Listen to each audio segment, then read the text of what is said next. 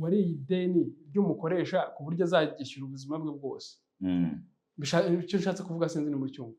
Icyo nshatse kuvuga nshaka kuvuga ninde muntu wari ideni ry'umukoresha. Umukoresha ashobora kuba ari nyiri company, ashobora kuba ari ikigo runaka. Iyo umaze imyaka yawe y'ubuzima ukorera icyo kigo, sibyo? Biba bishatse kuvuga ngo wowe niba warigeze utekereza kuba wagira business yawe, niba warigeze utekereza kuba wakikorera, icyo gihe warabisimbuje gukorera abandi. Bivuze ngo wishyuraga ideni tariye n'ubwo utarubizi, kuko icyo wararemewe. Urumva we agaragaza ko ari urugendo. Kubera iki se udashaka kuva mu rugendo rukura, uvuga ati reka nkorera amafaranga.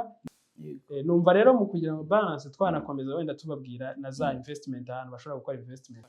Iyo rero iyo yashyize impapuro mpeshwa mwenda basaba yuko abantu bashobora kugura abafite cash bakaba bazigura bagashyiraho imyaka wenda bonde z'imyaka 10, imyaka 20, imyaka 5. Mbega imyaka wowe ushaka none bakazagusubiza ya mafaranga yawe, ariko bakazajya baguha n'inyungu ya pourcentage y'ayo mafaranga. Niko bonde zikora.